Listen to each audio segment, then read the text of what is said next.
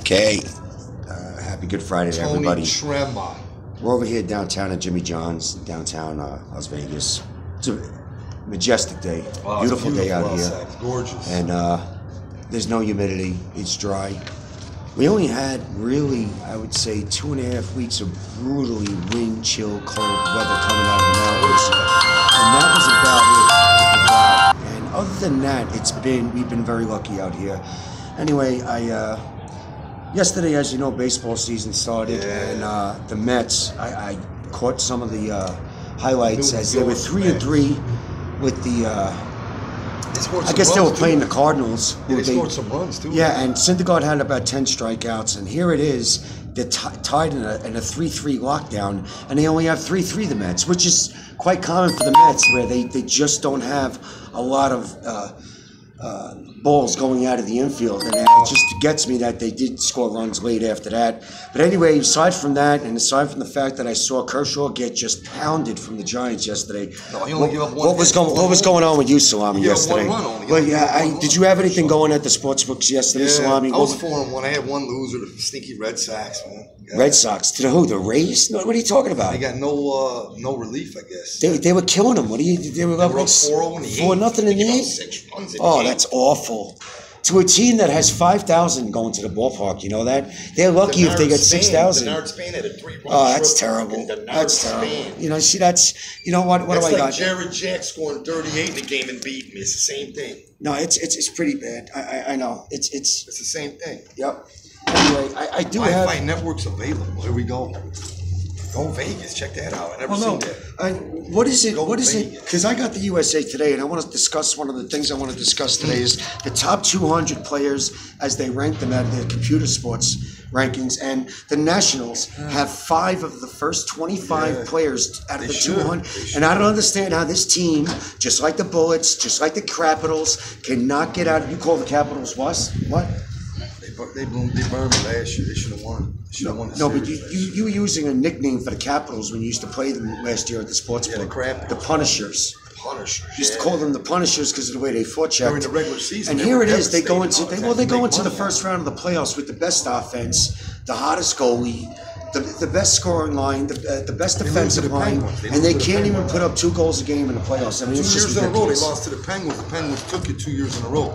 That's been their main problem, but before that, they were still short of what they should have been.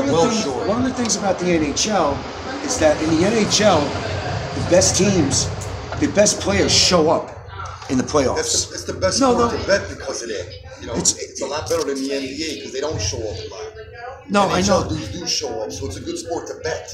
It is. No, it is. Baseball's the best, man. The best. Well, here's what it is with baseball. Let me go back to the summer of '97 when Randy Johnson was about 15-1. Randy was about 15-1, and I was coming off a hellacious beginning of the week slide where I was down about maybe 300 to 400 going into payday. Now, going into payday is going to do what to my check? It's going to hijack the check. I'm going to get shut down before the weekend. I'm going to have no check. The weekend's going to come. Ronnie knows is going to slam the phone down and say, don't even bother calling because he knows what my book looks like. And I go on to the Mariners who are playing maybe like at that time. Teams to bet. No, it could have been. They might have been playing the Twins. Even with A-Roy. They were so bad. They were so hellishly bad. And you know what happens in baseball is you get one of these hot pitchers, these now pitchers, these best pitchers in the game, sport pitchers that you want to ride and save your week on financially. So I put the whole ranch and the whole caboose right behind Randy Johnson. Wow. And you know what? He's out in the second inning. So now I got a relief pitcher giving 3-1 odds. That happens. What do you mean it happens? It destroyed me. I mean, come on. But that's sports. No, I mean, it was just that I don't ever. The baseball is not my thing. Basically, you know how I get burned for. No, I know, but you went 4-1 yesterday. What were your picks? Let's just, let's put our cards on the table. What were your picks at 4-1? I had Yankees, Cubs. 2-teamer. That's the only one I hit. Then I had a 3-teamer with the Red Sox. Okay. Do you think Aaron Judge is going to keep up this pace where he's just going to keep it? Giancarlo Stanton, do you think these guys are going to produce 90-something home runs for this ball club? Do you really think that's going to happen? 90 home runs? Wow, I don't think so. That's a lot. That's a lot. I mean, basically they have Sanchez hit. Well, let's go to the USA Today rankings because I mean, all these guys gonna have. Well, no, I mean, I just want to show you. Down sport, you know? I want to show you. This is the 40 homers 1 year. It's just incredible. Look, projected home runs this year for the American League. Okay, let's just go for the American League. Projected, yes. We got Mike Trout. We got and home runs. We got Stanton on the Yankees hitting 46. Guess who's number 2? Judge hitting 46. Okay, I don't think that and that's 46. That's 92 home runs between 2 players. I mean, that's an astronomical amount of home runs. That's like Ruthie and Gehrig. It's Ruth Gehrig. It's Manny Maris. It's I don't remember another guy, 2 guys that could hit that many home runs for him, except for maybe Tino Martinez and Paul O'Neill. No, but Tino Martinez and Paul O'Neill at one time could hit 80 home runs apiece between them. Okay, but those are the only 4 duos in Yankee history. Is really Ruth Gehrig, Maris Mantle, Martinez, O'Neill, and this Judge and John Carl Stanton. Who Derek Jeter? I don't know if you know this. Derek Jeter. I just found this out. Derek Jeter is the CEO for the Marlins. Oh, I know that. And he had everything to do with Judge coming to the Yankees. So far for him, I mean, I don't know what kind of move that is. I don't know where he's coming from. I know he wasn't real nice to A-Rod when A-Rod was on the Yankees. I know that was a fact. I know he didn't do anything to ingratiate him onto the Yankees. And they should have put that Esquire magazine article behind them. And Jeter should have just told them, look, I don't like the article that was portrayed. I don't like the way I was portrayed.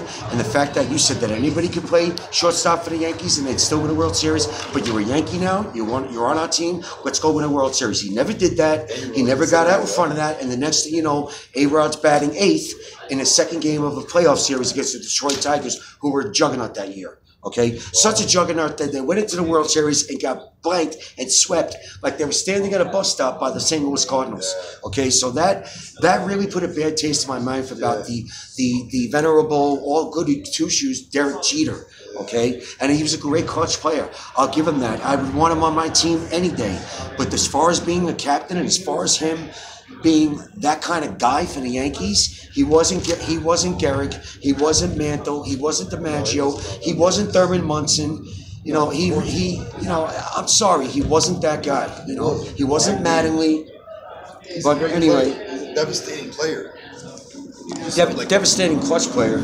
Crazy. You guys, just excuse me. I have to get my Splenda and put it in my coffee because I have tensions that are high. I have hypertension, and I have to put Splenda in my coffee from now on. We got a couple nice picks today, I think.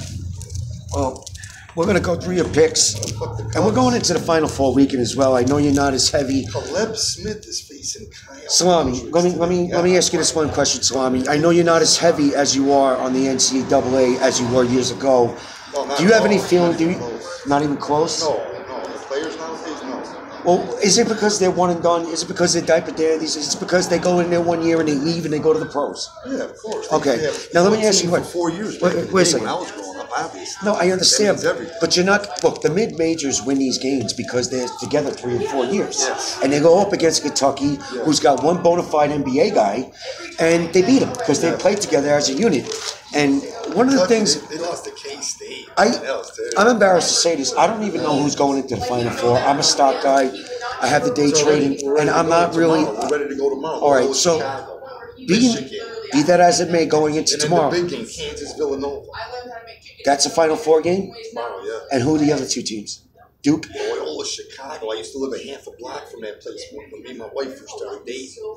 Are you kidding me? Loyola, Chicago. Yeah. So they're going to the Final Four, but the team that had Hank Gathers and the other guy there. Loyola Marymount, that was. Loyola Marymount. Hank Gathers and who else? And Bo Kimball. That team didn't go to the Final Four, but this Loyola Chicago, who on it? I'll tell you what. Who do they have? I don't know any of their players. I ain't gonna lie. I don't know the names of these guys. But let me ask you something. How do you honestly sit there and handicap a game? How do you handicap? I look at the shooting percentages and everything of the teams. So here's what I'm gonna tell you about Loyola. Okay. They shoot 40% from 3, 50% from the field. That's the best shooting percentage left in the tournament right now. Is that right? As I speak to you, yes. This team is no joke. They play a smothering good defense, and they have a center that's an old school 80s center. little lefties like Dave Cowens. They can't stop him inside. He gets the ball in the cylinder. It's easy bucket. He got such soft hands. This dude's good, man. All right, so let me. There's a dude in Chicago, Doyle. It's I think Tim Doyle. He's like a sportscaster dude, writer, and he had about 3 teams before the season started. He had Northwestern. He said they were going to do something. They didn't do nothing. Right. He had who else? He had another good team that did so. Oh, X-Men, Xavier, he liked. Is that right? He did a little bit. But he had Loyola. He said Loyola. Are you talking about Xavier McDaniel? No, Xavier, Ohio. It's a college team. Oh, Xavier, Ohio. Okay. This dude, Timmy Doyle, he said, watch out for Northwestern. He was wrong. Xavier, he was halfway right. But he said, watch out for Loyola Ramblers. And he was 100% out of this. That was a devastating hit. All right. Listen, we're going to take a commercial break, and we're going to go over to the... Where are we going? Where are you going to put these in? We're going to the beautiful downtown Plaza Hotel Casino. Oscar's Steakhouse. William Hill Sports. Oscar's Steakhouse. Yeah, that's good. I think that's the good one. I think what I think they do. And I think that's. I'm not sure it is, but they used to do this. I know this for sure. I don't know about it anymore. I know there's a place in Mesquite that does this. They only have prime steak from the Chicago stockyard. I know that. It's Casablanca. It's Casablanca. Yeah, it's in Mesquite. Yeah. And I got to tell you, John, I've never put a piece of meat in my mouth that was so good that I pushed away from the table and I chewed as slow as I've ever chewed. Yeah. The beef that comes out of the Chicago stockyards is so incredibly and enormously aged and just perfect. It's unbelievable. All right, I'm not a guy that really throws out a lot of accolades. I'm not impressed with a lot of things in this world. But one of the things I was impressed about that place is that they really do garner and capture that. Let me give you a quick Old Town Chicago type of feel, which I'm not really aware of because I didn't grow up there. Okay. Let me give you a quick trend. David Price. So we're going to take a commercial break and we'll be back when we get to the palace. David Price is 87-40 against division opponents. You got to put that in there to my trends and shit.